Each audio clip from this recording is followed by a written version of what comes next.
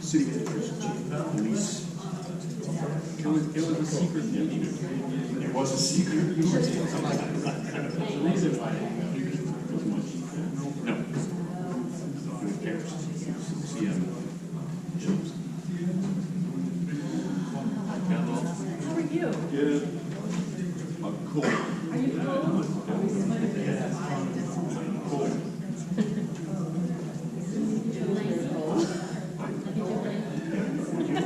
Would you please?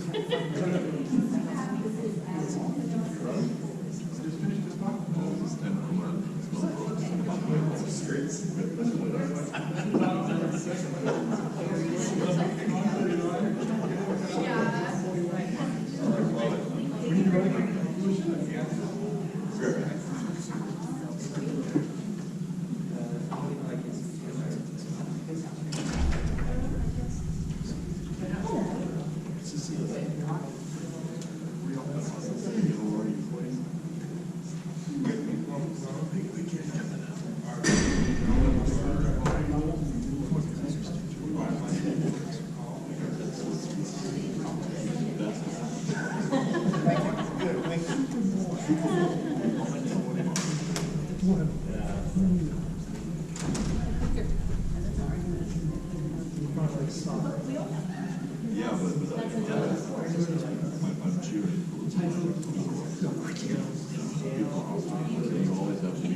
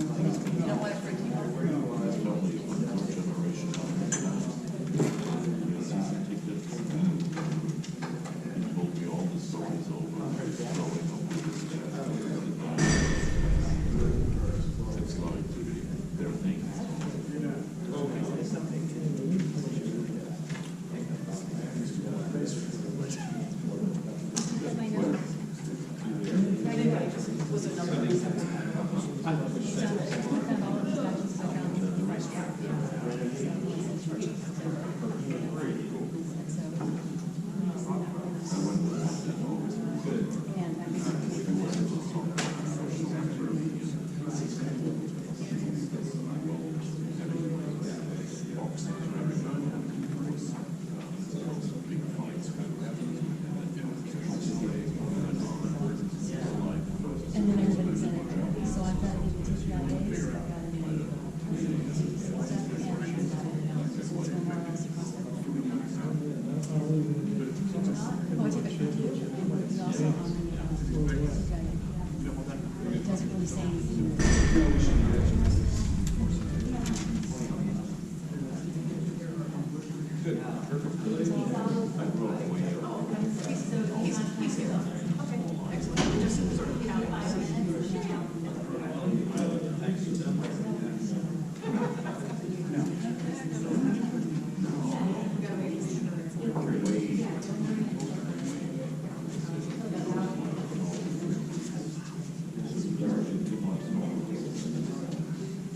Okay, it's 10 o'clock.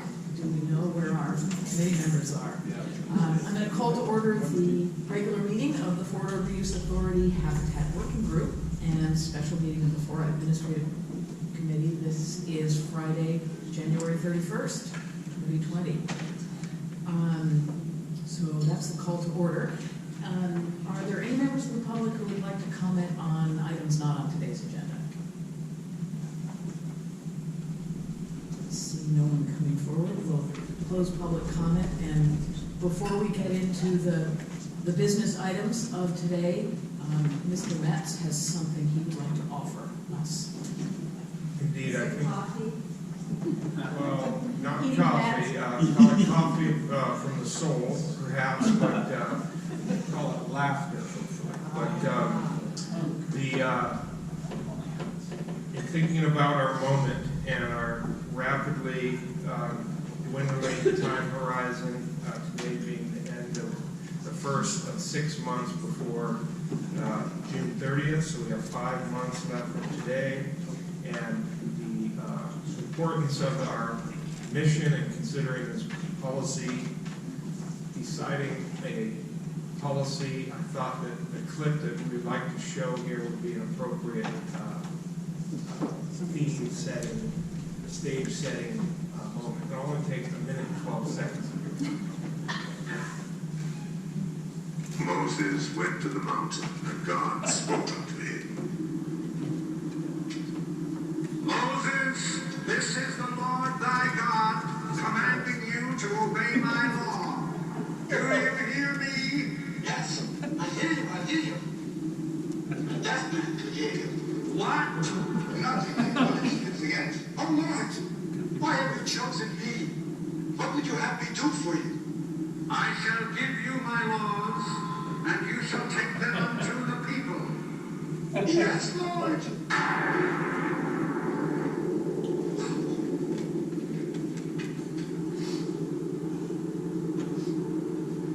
Lord, I shall give these laws unto thy people. Hear me. Oh, hear me. All believe the Lord Jehovah has given unto you these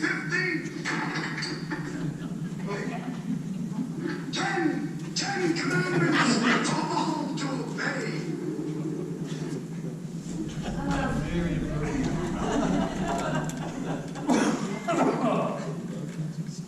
So, for inspiration, now we'll jump into It's coming down from the All right, good. So we'll move into the business items. So our topic today is governance. And based on the discussion at the end of last week, I thought it might be useful to just go around to each of the land-holding jurisdictions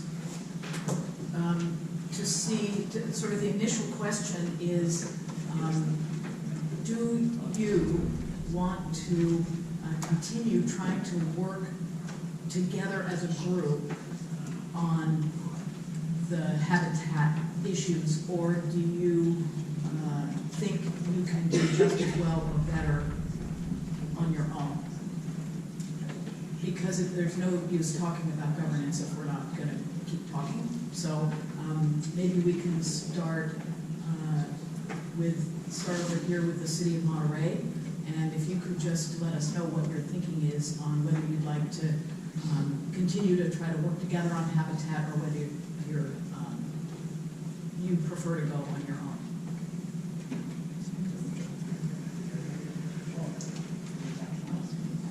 Monterey? Yep. Okay, sorry. I was still thinking about Moses. It bears some thinking of. It does. So from our point of view, we are interested in an HCP. I think if we end up going the route of only an HMP, it probably would not be something that we would be interested in. Yeah, so that's kind of where we're at.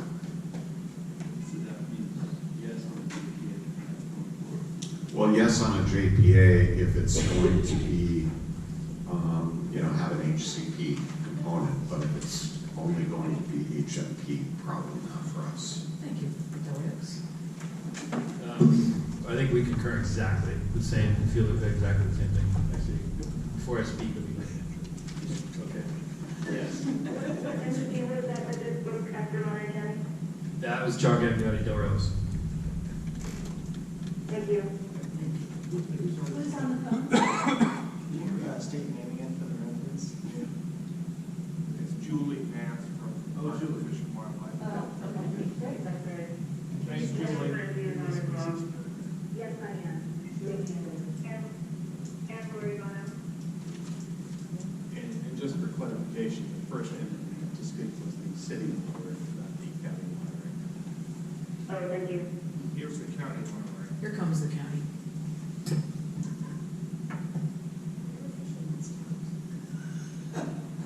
No, right. Sorry, I'm so busy being the chair, I just think I facilitate the meeting. So,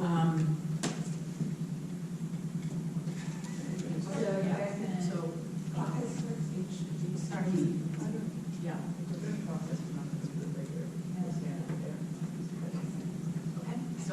I'll just say that, yeah, we're interested in continued discussions. We're interested in the path that we've been working on, which is a reduced scope or phased HCP, something, yeah, so, yeah, an HCP. If we can do it. Maria? Okay, so Marina is, we're looking to see if the HCP is feasible financially, because we are a team player and trying to know that Delray Oaks and the city of Monterey really need the federal HCP. Marina, however, believes that we probably, when we look at our development, because our current biological studies, we don't have the tiger salamander or the frog, which are federal protected. So we could get by without the federal HCP. And it's my current understanding from Julie on the phone from the state that the state is not currently prepared to give us a base-wide permit. So the federal base-wide permit is not an added advantage to the city of Marina. What we were trying to do was participate to make sure that if we could get there, but the goal of the HCP for the city of Marina was both a state and a federal. So with that, I'm not sure that continued work is going to fix what we need to get at the state. Then backing that up, the city of Marina, I know this is a little bit complicated, but I'm really trying to articulate it, is that I believe there's like 3,800 acres of habitat management, and it's allocated among the different jurisdictions. So to the extent that this working group, if we can't get to an HCP that gives us both a state and a federal permit, that I was looking to this group to work forward with how do we manage the habitat management plan so the burden is not unduly put on one entity, but is more equitably distributed among everybody. And so that I see as a secondary function of this group, of why we would continue to work together. So that's Marina's answer. And hopefully it's understood what I just articulated. Thank you. Thank you, Maria. Excuse me, let's hear from all the jurisdictions and then we'll see where we are.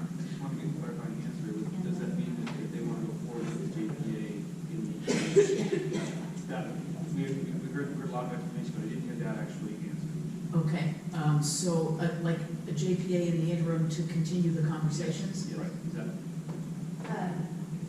So for the last two meetings, I was talking about a JPA in the interim with the goal so that we could figure out which and where we go, or that it would do the joint powers agreement to be an entity that's recognized, but would have a cutoff date. I mean, if we can't get it figured out by December 1st, for example, of 2020, call it a day and set forth in this agreement how a formula for the distribution of the $17 million, which I simplistically thought, until I got involved in this group, was more allocated by acreage, but now I understand it's acreage and species, so we'd have to figure out what is the cost of the salamander, what's the cost of the toad, or frog, what's the cost of the buckwheat, and how many acres of each do you have, and come up to a total, and then we have a ratio, and then we allocate the money. So that's where I am. As the city of Marina, I think everybody here at City of Marina concurs with our analysis, with what I've articulated. Helpful? All right, Seaside. Somehow I got delegated to do the Seaside. think where we are, my analysis is very similar to the analysis that Councilmember Morton just outlined. Seaside's primary interest is we need a 2081 permit. We do not have the little tiger salamander or the frog, which need a federal take permit. So spending a lot of time on governance structure for the HCP, I don't think we would be overly interested in. However, we are a team player. I'm more interested, I think Seaside is more interested in creating a structure that allows the basic habitat management functions to be funded first, that conversation would happen first, that a percentage of the 17 million that FORA holds would be allocated to that. I don't think the amount is more than 17 million at this point, given that somewhat minimal structure, and then the rest of it put into the federal take permit, the HCP take permit, and we would of course want to participate in that. We don't want to forego that opportunity, but from our perspective, right, as we sit here today, we are much more interested in the 2081 and therefore just the habitat management obligations. And I concur it's species and acreage for allocation. And there.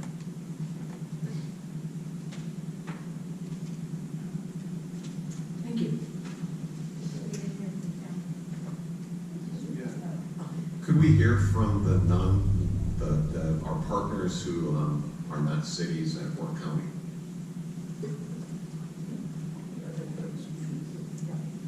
Yep, the other possible permittees, and we can start in this direction. Make our way around.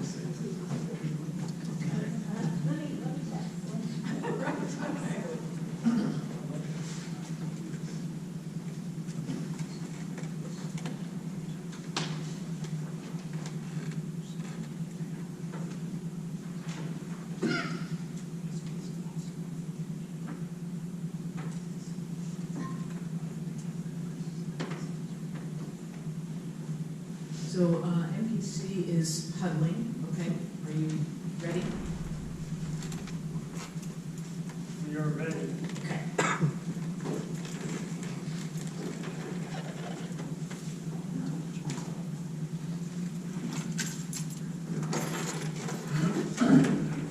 Good morning, everybody, and thank you for the opportunity to address the group. My recommends the call is that they're very interested in continuing the discussions and working with the group to find ways to move the HCP forward. Our project is contingent on state funding. We do have a state match for our project, so we are interested in working together to make the project move forward as efficiently as possible. Thank you. CSU.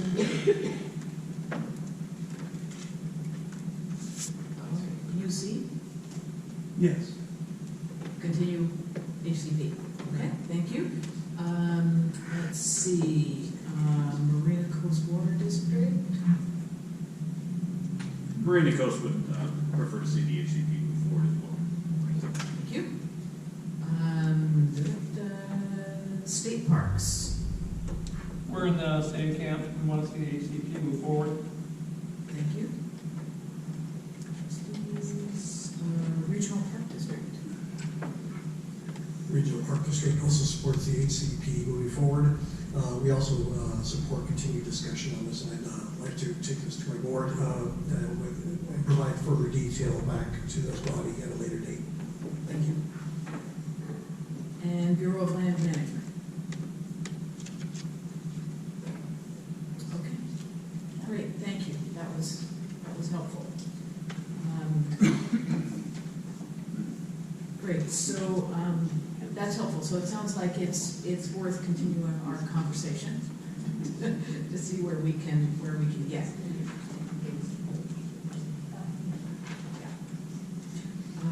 So, Josh, did you have a sense for how you would like to handle this one? Sure. We have an agenda up here that was sent out, and we thought that we could lean on our transition consultant here to help us set up some of these items, and then we would very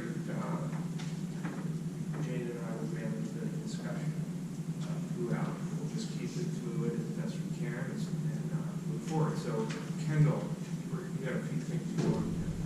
Yes, thank you, Josh. What I have up here on the screen is basically 3 different paths. And what we've heard from folks in this room and others is that there doesn't appear to be an absolute one way or the other for an HCP or a JPA for an HCP, but what we are hearing is there may be a reason to continue these discussions, and I think that was validated again today.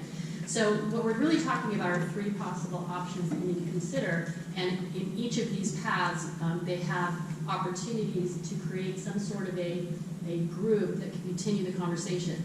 Under the first one on the left would be basically to certify the EIR, complete that process through the final, and then accept the HCP. We don't think that this is a really viable option because frankly there's just too many things that are not consistent with some of the land use assumptions that are being made. So if we can kind of set that one aside for a moment, we also think that that one, just as noted up here, has the potential to be what we call litigation friendly. We really would prefer not to have litigation friendly documents.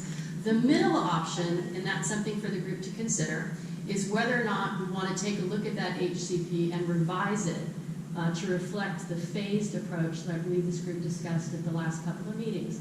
And with the idea here is that without committing one way or the other to a JPA that implements the HCP, you could have a discussion that takes a look at what the baseline costs would be for the habitat management plan, and then as previously discussed, those tiers that would add projects on at say 15, 25, and 50. And if in completing that, you have a greater assessment of the fiscal impact for each of those, you would likely be in a better position to determine what is good for your various communities and cities and what is not tenable. But I think at this juncture, what we're understanding is there isn't enough information. Now, EPS, DDA, and our friends at ICF, they are coming back to this group shortly with more information about those fiscal options. But to be clear, without opening up that habitat conservation plan and aligning it with that sort of phased approach and doing it in a thoughtful way, it would be impossible to give you solid numbers. So one of the options under this is to say, okay, you could form a JPA that exists post-FORA with no FORA input whatsoever that would take on that project and say, okay, we're going to work with the consultant team, we're going to make that happen, and then at some point when that document is completed and updated, which to be clear would be likely at least a year-long process. It wouldn't have to meet weekly, I promise, but you would have to have some sort of discussion about that. Then again, you would have an opportunity at that time to amend your JPA if it was the will of the group to move forward with the implementation of the HCP, or amend to say we'll use those funds to form a JPA for the HMP, or any other combination of things, but you have the information. The path on the right is to not adopt the, not certify the EIR and not adopt the HCP. Now, one of the challenges on this one, you actually have that in existence now. Everyone is under, has a responsibility for habitat management within their jurisdictions. The downside is that the environmental document, even if you do not adopt the project, still gives you a baseline to start jumping off for other projects that you might be able to use later to inform your environmental review. I think that what we are really thinking about in terms from the consultant team is if you decide to go through that center path, if that's the way you want to go keeping the discussion going, then that's what we want to hear you guys talk about today. And then the next phase of that would be the discussion, which is on the agenda, about what that would look like, how it would be funded, and how it would be staffed. In the case of that type of the Joint Powers Authority, we're talking about a relatively simple document. I believe Gail had said she could do it in 4 pages or less. No, that was the I'm kidding. But the idea is it's a much simpler type of situation. It is not a huge financial burden. The only financial impact here is that obviously if you're going to open up that HCP, the working group would have to ask the board of directors of FORA prior to sunset to allocate some funds to continue that work.